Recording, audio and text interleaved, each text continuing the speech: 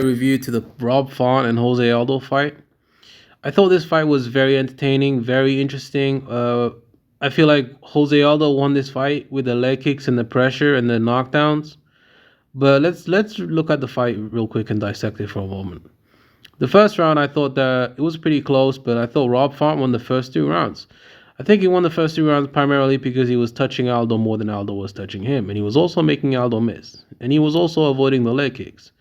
And he was also making Aldo fall in love with his striking. And he was setting a very high pace for the first two rounds because he knows that Aldo can't compete with the high pace because he saw how Pedion dismantled him. He got tired and then he slowed down. Jose Aldo always tends to slow down and he tends to get tired. I guess when you're not taking those steroids, your body's not able to, perform at the highest level that it's always been before. Now, Aldo kind of abandoned his game plan of throwing the leg kicks in the fight because I think he was having a lot of success with his boxing. So he was like, okay, why go back to the well when the other well's not dry? I mean, you gotta finish the water with the other bottle first before you open a new one, right? But yeah, pretty much the story of the fight. He took him down as well. Aldo used his grappling a little bit in this fight. There's no doubt in my mind that Aldo won this fight. He used his grappling, striking, kicking, every single aspect of mixed martial arts is is intertwined in this fight. Like if you're a mixed martial arts fan, this is the fight for you because you get a bit of everything. You get striking, you get wrestling, you get jiu-jitsu. Very entertaining fight. I like the whole fight all throughout. I think that Jose Aldo needs to like kind of listen to his coaches a little bit more and not just do whatever he wants in there. If they tell you to throw more leg kicks, do that. Throw more leg kicks, Aldo. Don't get too big headed now, brother. You're a good fighter, but listen to your coaches. Um, yeah, this was pretty much the story of the fight. Nothing too crazy happened in this fight. Very entertaining though. Like both guys just went out there and put everything on the line. And I mean that's all you can really ask for from both competitors, right? Like to try their best and put everything out on the line. Man, I think Aldo's ground game won him this fight. I think it was definitely his ground game and his ability to take people down. But he didn't even take him down. He smashed his face, and then Rob Font got taken down off of the kicks as well. Like the kicks were a huge factor in this fight. There's just so many different angles to the fight. I thought Aldo won the fight pretty clearly going away. 3 rounds to 2. Pretty clearly 3 rounds to 2 for Jose Aldo in my opinion. If not, then it's a robbery. Huge robbery. This would be a travesty if Aldo lost this fight on the cards. Rob Font does not deserve to win this fight, and that's just a matter of a fact. Unfortunately for him. Now, where does Jose Aldo and Rob Font go from here? Well, there's a number of things that can happen after this. I still haven't talked about the third round. Well, the third round, I think I'm not really sure what happened in the third. Oh yeah, he got knocked down, right? Like Rob Font got knocked down. Jose Aldo was trying to get to mount, but he couldn't, and there was just a bunch of stuff happening that Rob Font couldn't prevent or even get back to his feet.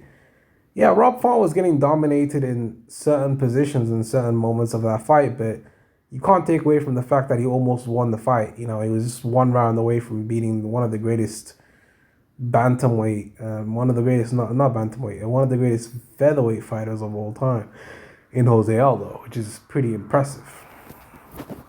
In my opinion, I think that's impressive.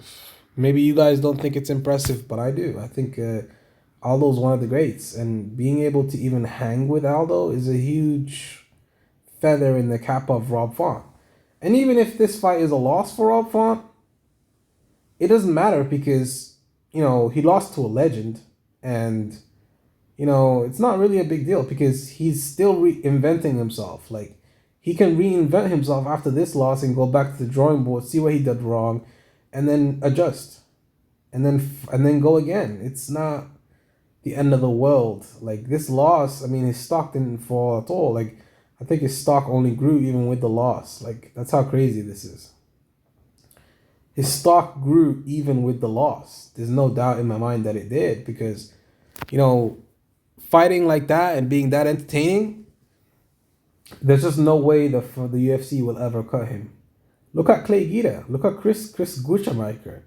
Look at Kevin Holland. Look at Ali Quinta. Look at Conor McGregor. Look at all these other fighters. Like, look at Cowboy Cerrone and all these other fighters that are just continuing to fight. And why? Because they're very entertaining. People want to continue to watch them fight. And Dana's gonna continue putting you on these cards if fans want to see you. If the fans are willing to pay and watch you fight, you're not gonna get removed off the main event. Like just like Misha Tate, she's a big draw. She's not getting removed off the main event anytime soon. But beautiful fight. I enjoyed it very much. I thought that Aldo kind of made the fight a little bit more tougher than he should have. If he threw the leg kicks earlier and he actually listened to his coaches a little bit earlier, I think he probably could have got Rob Font out of there. Honestly, I think he could have got him out of there if he wanted to.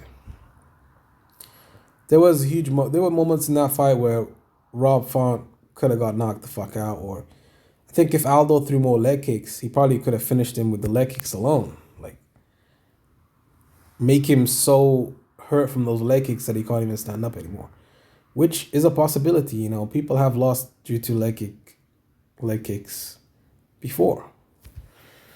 And, you know, it's not just the leg kick though. Like you can also hurt his leg so much that it's compromised to the point where he won't be able to plant his leg with the lead leg. He won't be able to put pressure on the lead leg, which means it's going to take some steam off his punches, which in turn means that he's not going to be able to hurt you as much as before, which means you can just walk through his punches.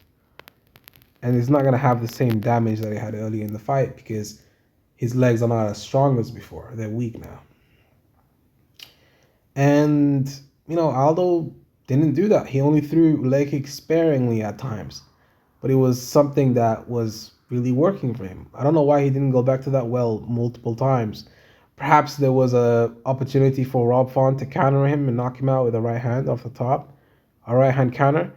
I mean, that's what happened to Corey Anderson versus Jan Blachowicz, right? He got knocked out by a right hand counter.